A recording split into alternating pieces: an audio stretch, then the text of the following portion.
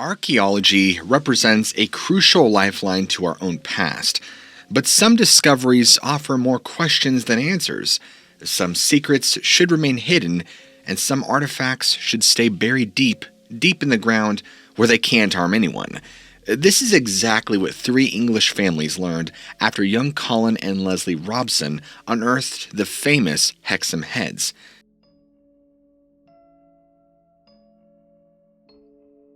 Like so many other children of the 1970s, Colin and Leslie enjoyed a level of autonomy unafforded to most children today. They were free to wander the countryside of northern England, with few parameters except that they always had to return by dinner time. In the summers, they would wander far afield, but in February of 1971, the boys stayed closer to home, where they could shelter from the wet and weary English winter. Their residence at 3 Reed Avenue was located just a short jaunt from Hexham downtown district. The small Northumberland village sits in an area of the English countryside brimming with history, stretching back to the famous medieval battles. And because of its proximity to Scotland, the town was unable to escape clashes between the English army and freedom fighter William Wallace, who famously burned the hamlet to the ground in 1297.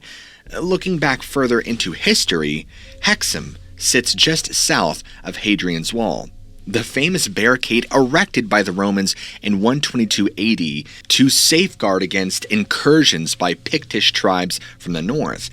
For reasons lost to time, Hexham gained another reputation. Its very name was used in the borderlands as a euphemism for hell.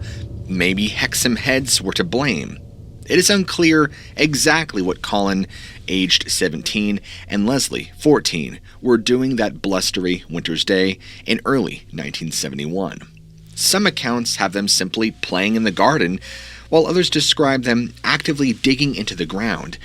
Since the Robson family and their 4 children, 2 sons and 2 daughters, had only moved into the house 2 weeks prior, it seems the most likely story was the one Colin related to Paul Scrutiny, who would later provide the most detailed summary of the Hexham Heads saga.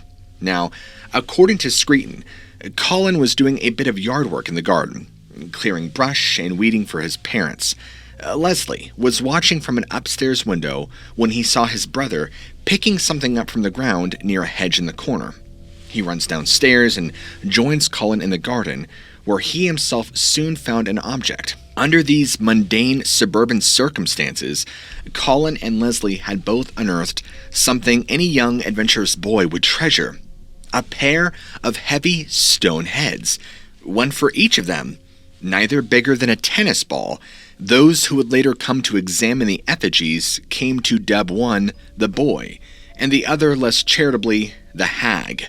The boy head seemed to depict hair running in rows from front to back, and was fashioned from a gray-green material flecked with quartz, imparting a slight shimmer to its surface. The hag head, on the other hand, had faint streaks of yellow and red running throughout, and whoever had carved it had given it a longer hair, a clear beaked nose, and large, almost bulging eyes. The Robson boys showed the artifacts to their parents, who were indeed fascinated by this discovery. It didn't take long, though, for them to resent the presence of the Hexham heads in their home. Events began unfolding at 3 Reed Avenue in an almost predictable manner, slowly and subtly at first, almost always in the dark of night, typically between 2 and 3 in the morning. The family would awaken each day to find the heads facing a completely different direction than they had left them at bedtime. At first, like any of us might, they simply thought they were mistaken or that another family member had handled them overnight. This quickly proved not to be the case, and the other effects of the Hexham heads soon became undeniable. A dark feeling of dread fell over the entire household, accompanied by the inescapable stench of wild animal urine. Throughout every room, the Robson parents started suffering from intense headaches. Vases, portraits, and books would fly from the shelves and walls for no reason. So did the telephone, which refused to stay on its cradle. The only solution was to remove it entirely. The heads themselves also continued to move on their own accord. The Robsons claimed they would arc across the room and land with a thud the moment they were out of sight. It was a classic case of poltergeist infestation, doors slamming shut when no one was around, so hard the locks would break, the sharp crack of a whip sound from somewhere behind the television set while the family gathered around it in the evenings. Tragically, the family's pet bird died while the Hexham heads were in the house, and had to be buried in the garden. Was the bird's death a coincidence? Perhaps, but its departure only seemed to fuel the activity. After the dead bird was interred in the garden, Colin and Leslie began noticing an eerie glow which seemed to hover slightly above the ground near the burial. Other times, this glow seemed to emanate from the corner of the garden where the heads had been retrieved. Whenever this happened, the boys noticed that the light seemed to center around a single, solitary flower that had bloomed on one of the bushes. Even stranger, this flower had appeared entirely out of season, in the dead of winter. Perhaps most unsettling, this same corner of the garden also started to sprout sickly grass and sharp, thorny stems, while the rest of the plot stayed the same. The remainder of the yard was then ravaged by an infestation of insect pests that the Robsons couldn't eradicate. Many of the incidents in the Robson household seemed to focus around damaging glass. One day, a mirror was found shattered, its remnants found neatly collected in a frying pan. When a window abruptly shattered overnight for no apparent reason, the result was much messier, peppering the floor with tiny shards of glass. The damage continued to escalate until one evening, one of the daughters' mattresses was showered with glass. Both daughters immediately moved out.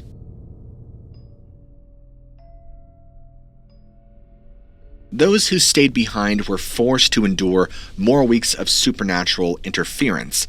The poltergeist infestation seems to have spread beyond the confines of 3 Reed Avenue, specifically to the next-door neighbors, the Dodd family. The mother, Ellen Dodd, was profoundly disturbed by reports from her own children that their hair was being pulled on by some unseen presence.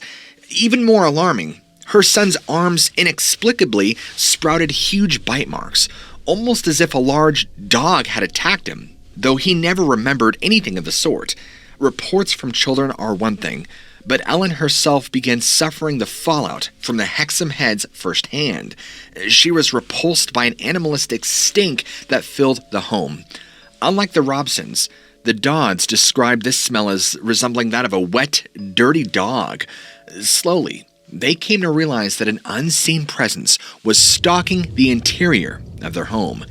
Unfortunately, Ellen had to learn this the hard way. One day in the Dodd household, something massive and invisible struck her with such force that she fell onto the floor. While she did not see anything, the distinct feeling felt like thick fur on her skin when the presence hit her. Because activity seemed to ramp up at night, Ellen was constantly spending every waking minute in the evening tending to her children, comforting them whenever this hidden terror raised its head. One particular night, she found herself sleeping in the room of her 10-year-old son, Brian, who was constantly complaining about something that was touching him while he slept. She then reassured him that he had nothing to be afraid of. But what happened next would undermine her assertion. Hours stretched on without incident until something came padding into the room as she lay with her son. Ellen couldn't make out much in the dim light, but what little she could see and discern indicated that it was clearly an animal of some kind. She watched in abject terror as the thing approached her son's bed and without a doubt touched her. This was no dream. It then turned and meandered on all fours out of the bedroom. As she heard it leave the stairs, Ellen noted that it sounded as if it had shifted to a bipedal gait. It then apparently left through the front door, which was found open shortly thereafter. Dodd would later describe this creature as half man, half sheep-like. From next door, the Robsons noticed a great clamor at the Dodd household, later reporting that they had heard screams and a crash coming from their neighbor's property. When the Robsons asked her about what had happened the following morning, Ellen Dodd diverged from her later description, telling them that the creature had resembled a werewolf. As we shall see, this was not the last appearance such a creature would make in the Hexham head's tale. Everybody involved had had enough. The Dodds successfully petitioned their council officials to be relocated, and their request was granted. The Robsons, on the other hand, were committed to staying put. They simply placed the heads back in the garden and asked a member of the clergy to perform an exorcism on their home.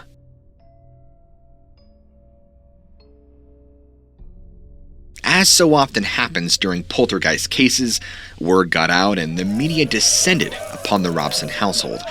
Everyone wanted to hear more about the evil Hexham heads, as newspaper reporters and television crews now call them. With all this newfound attention, skeptics and other looking into cash in on the fame came out of the woodwork. For example, a story began to circulate that the town drunk had decided to roam up and down Reed Avenue the night of Ellen Dodd's creature sighting with a sheep carcass on his back, and procured from a local butcher shop. By far the most prominent of these debunkers was Desmond Craigie, a local 53-year-old lorry driver who confidently proclaimed the Hexham heads were not ancient relics, but were only 16 years old. He was able to state this with confidence because he claimed to have made them himself and was the prior resident at 3 Reed Avenue. Now, according to Craigie, his daughter had asked him about his job and he was unable to satisfactorily explain to her that he worked with artificial cast stone. Making concrete pillars apparently just wasn't that exciting to a little girl. To bond with his daughter, he handmade not 2, but 3 heads for her, using a knife to make faces on them during his lunch break before they hardened. After he gave them to her, his daughter would play with the heads like they were dolls until one broke and was eventually discarded. The other 2, Craigie guessed, just got kicked around and must have landed up where they were last found. To prove this point, Craigie made some additional heads for reporters, but the end result, which is admittedly simple enough for anyone to do, was underwhelming at best. The features of these new heads looked even more poorly defined than the originals. Even if Craigie's claims proved true, the Hexham heads themselves demanded further scientific scrutiny. Several academics and museum personnel had already performed a preliminary examination of the artifacts, and each had been intrigued by their composition. Surely these experts hadn't spent so much time and energy scrutinizing a couple balls of concrete less than 20 years old.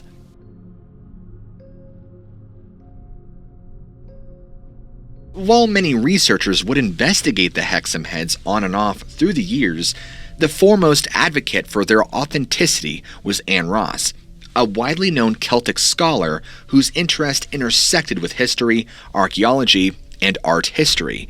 Her published work seems to indicate an intense fascination with pagan mysticism, which may have colored the fervor with which she pursued her study of the Hexham heads.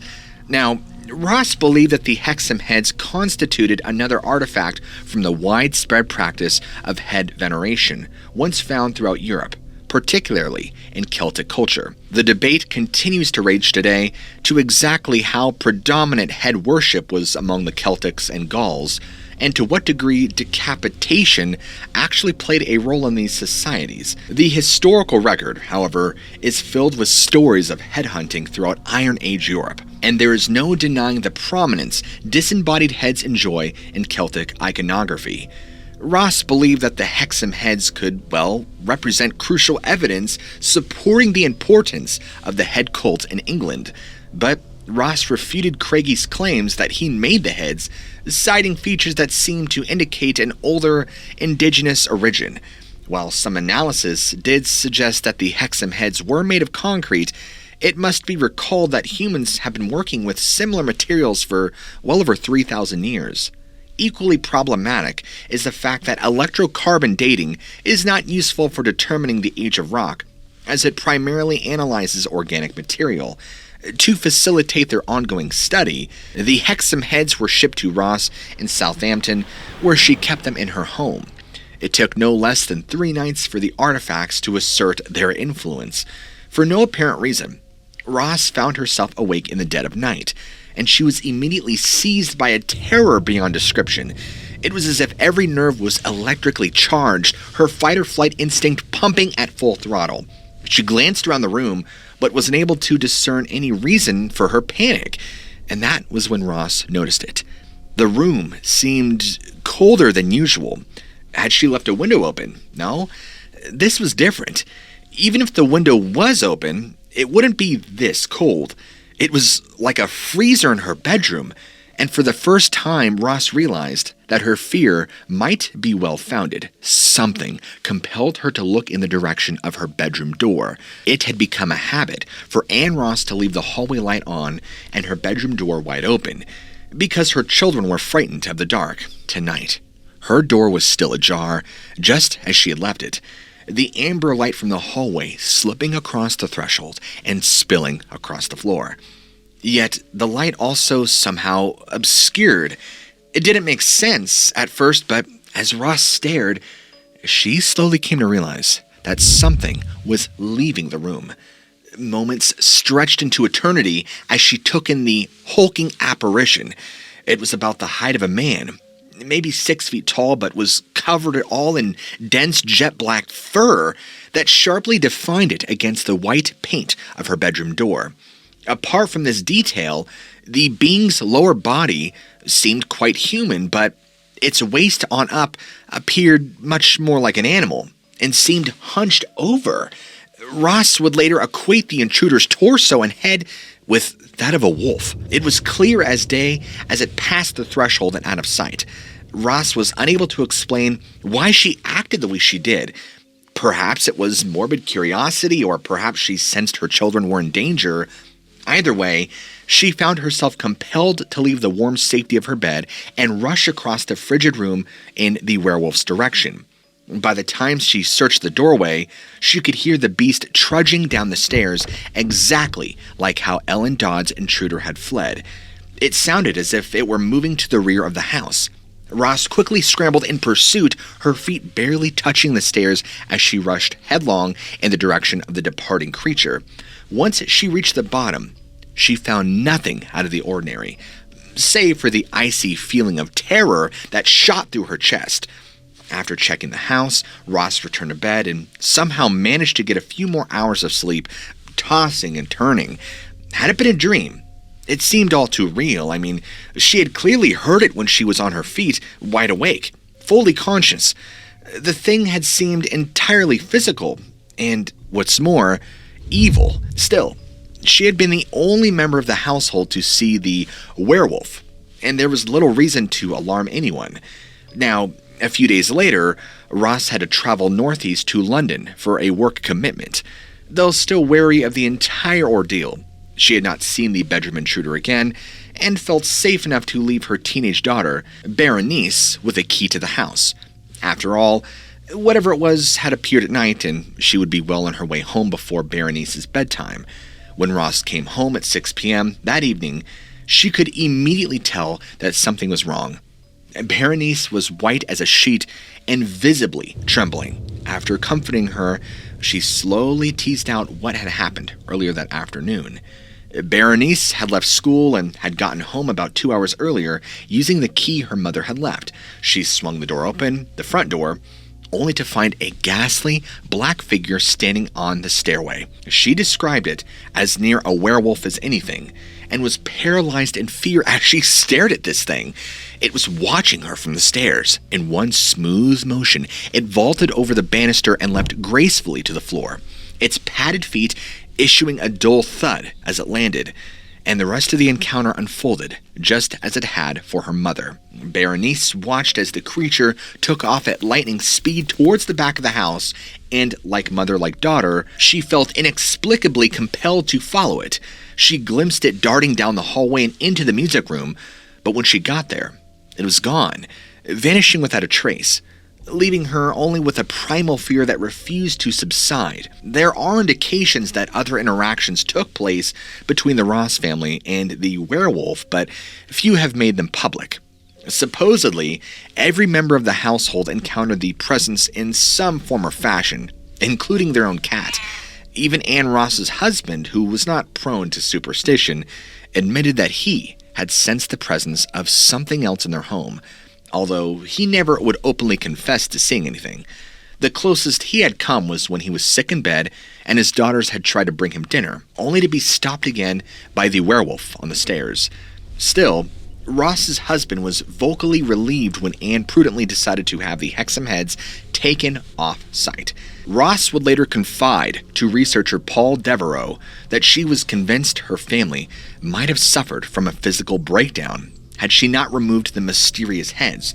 She would continue to manage their aftermath for some time afterward, believing that the rest of her collection of Celtic artifacts had been somehow triggered by the Hexham head's power. She had them all removed as well, and, like the Robsons, contacted a clergy member to have her home exorcised. Over the years, paranormal investigators have tried to discern why the Hexham heads may have conjured a werewolf. A tantalizing clue lies in a story from the early 20th century.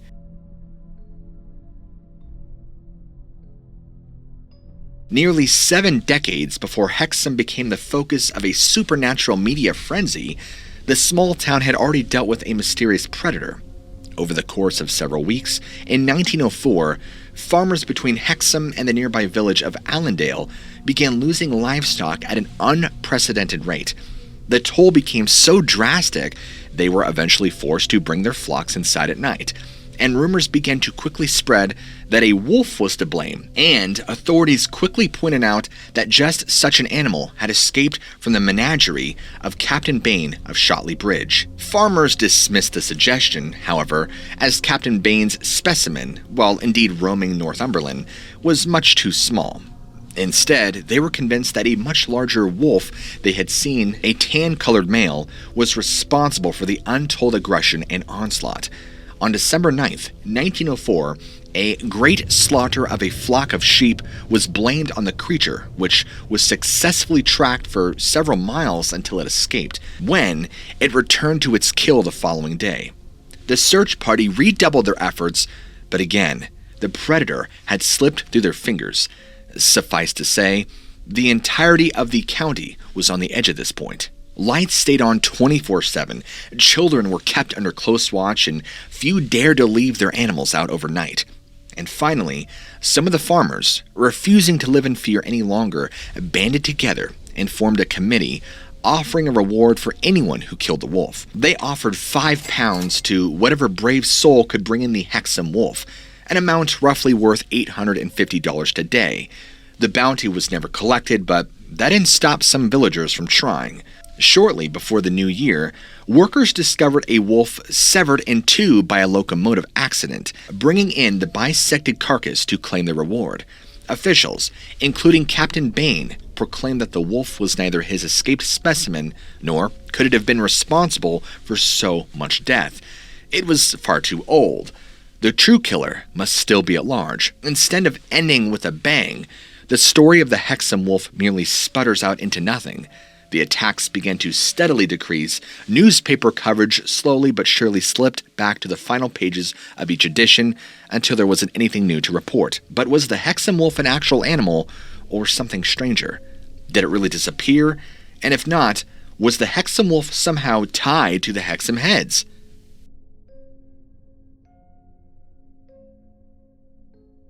Returning back to the 1970s, the Hexham heads continued to be kicked around from scholar to scholar, institution to institution, with very little progress made in the way of learning anything new.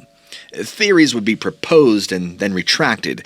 Their authenticity would be confirmed, then revoked. Analysis would be completed, then questioned. Alongside this ever-shifting cast of characters, the heads continued to exert their supernatural influence, and nobody could explain anything. One researcher was asked to transport the artifacts and ardently refused, claiming the last time he had volunteered to do so, he had been plagued by bad luck for long afterward. Now, eventually, the Hexham heads wound up at the British Museum, then somehow fell into the possession of scientist Don Robbins. Although a believer, he agreed to hold the heads indefinitely. He was excited for the opportunity to study them in depth. The consequences of his enthusiasm were immediate. After receiving the relics, Robbins stashed them safely in his briefcase, which he delicately placed into his car. He eased into the driver's seat and turned the key in his ignition, but everything on his dashboard was dead as a doornail. When recounting the story later, Robbins claimed that he had fixed the problem by exercising his automotive talents on the fuse box, allowing the car to start without incident. In a private letter to Hexham Head's chronicler, Paul Scrutiny, he too admitted that he had sat there, dumbfounded, before looking to his briefcase and firmly commanded the Heads to stop it. It was only then, in reality, that his engine started up successfully. When he arrived home, Robbins was greeted by his pets, a trio of cats and a German shepherd. In their predictable feline way, the cats seemed completely uninterested, but the dog began behaving erratically. Whenever he brought out the Heads, it would try to nip at them, and Robbins was forced to examine them by moonlight in his garden. After he returned to bed, he got little sleep, as his German shepherd bothered him all night as if checking on him. Robbins then lent the Hexham Heads to a nearby archaeological institute, where they were scrutinized for 3 weeks without any apparent incident. By this time, the Heads, much like other paranormal phenomena, had a reputation for going inert whenever they were examined in a clinical setting. This time was no different, and by the time Robbins came to collect them, he was glad to have a break from the power of the Heads. He remained cautious, keeping them in a garden shed for a while before mustering the courage to move them inside once more. Nothing seemed overtly amiss, but he still could not shake a nagging sensation of malice that seemed to now consume his household. At the same time, if he was going to live in fear, Robbins at least wanted something to show for it. He taunted the Heads now and again, but was never able to manifest any werewolves on his stairs. Eventually, Robbins came to 2 final conclusions. The first, that both Heads seemed to interact noticeably with his dowsing rods, but this effect could be diminished when they were covered in copper. And 2, that this effect was much stronger around the female hag head. Robbins later speculates that the Hexham Head's power predominantly focused on the hag. There was no doubt that any influence that the Heads possessed came from the girl. From there, the Heads were passed from academic to academic until, unfortunately, the trail goes cold, trailing off much the same manner as the Hexham wolf stories did. Today, no one knows where the Heads are, nor whether or not they were authentic Celtic artifacts. Like so many other bits of paranormal evidence, they appear to have just vanished into the ether from which they came.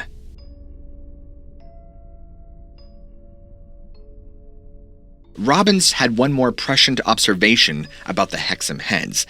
They seem to exert the most dramatic effects in the presence of children. This roughly conforms to most parapsychological understanding regarding poltergeist phenomena, which also seem to manifest predominantly, though not exclusively, around adolescence.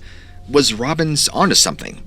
Were the Hexham Heads somehow amplifying the latent psychic effects of young children? If this was the case, and the Heads were indeed ancient, perhaps they were deliberately disposed of because of the danger they posed to the Celts. Today, we bury our nuclear waste in out-of-the-way places to prevent anybody coming to harm. Maybe the ancients did something similar with these psychic amplifiers. Or were the Hexham Heads actually cursed with some sort of eldritch werewolf spirit? Both Scrutiny and Robbins entertained the idea that the werewolf associated with the Heads might have actually been tied to an ancient tale of the Wolver, a half-man, half-wolf beast found in tales from Scotland's Shetland Islands. Descriptions of the Wolver, which is generally benevolent, unless provoked of course, roughly conform to the werewolves seen around the Heads, which never seem to pose any real harm to any of the witnesses. Now, believe it or not, the intervening years since the Hexham Heads saga have revealed similar mysterious artifacts connected to werewolves. Dogman scholar Linda Godfrey had pointed out that ranchers John and Andrea Arno unearthed some peculiar stone blocks on their Jefferson County property in Wisconsin. Godfrey was working on an unrelated story about the Arno's Ugly Horse Ranch when she noticed a strange block of concrete sitting outside the bunkhouse. The block was about a foot square, and molded into its side was a face that looked alarmingly like a classic Hollywood wolfman. Arno went on to suggest that there may have been more stones like it, but he couldn't say for certain. All he had turned up since were mere fragments. No one knows what purpose they served. They may have been headstones or part of an ornamental gatepost. Godfrey dubbed them wolfen stones. Notably, Ugly Horse Ranch sits only 17 miles from Elkhorn, Wisconsin, ground zero for the state's Dogman sightings. As noted recently on this channel, Elkhorn residents have been encountering the Beast of Bray Road since at least the 1980s, and all of their descriptions sounds quite similar to the Hexham Heads werewolf. Far to the south, a rancher named Walter from Paradise, Texas, a small town just outside of Fort Worth, was shocked to discover in September of 1996 that one of his cows had been viciously slaughtered overnight by some sort of large predator. Walter began holding a nightly vigil over his herd, waiting for the assailant to appear once again. Now, 4 days later, his efforts would pay off. It was around 2 in the morning that Walter spotted the figure in the distance.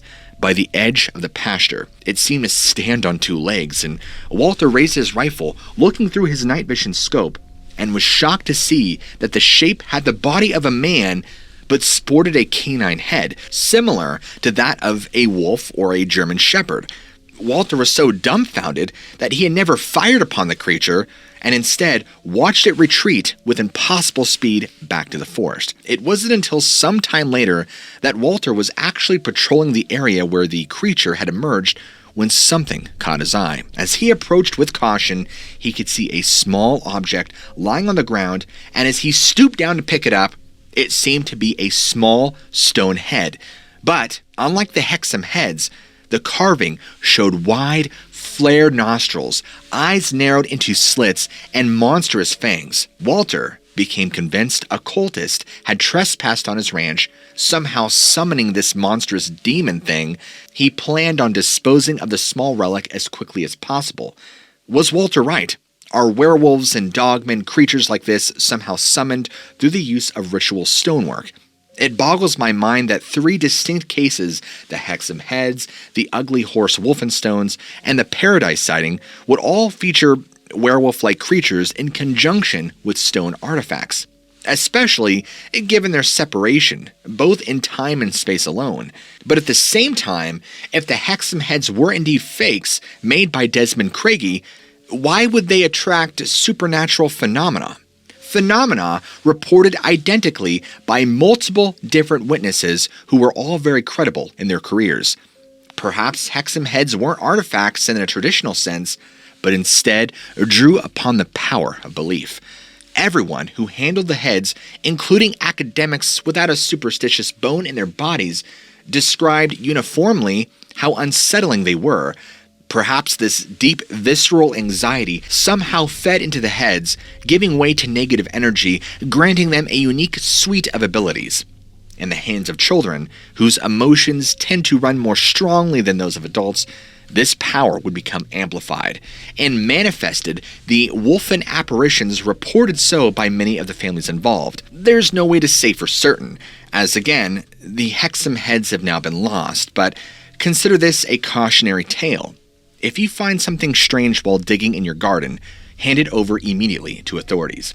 Either that or place it back in the ground and forget about it entirely.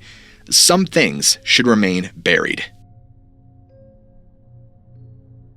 If you guys enjoyed this episode, be sure to go ahead and slap that like button and leave a comment down below. I'd love to hear your opinion, and ultimately, where do you think the Hexham Heads currently reside today?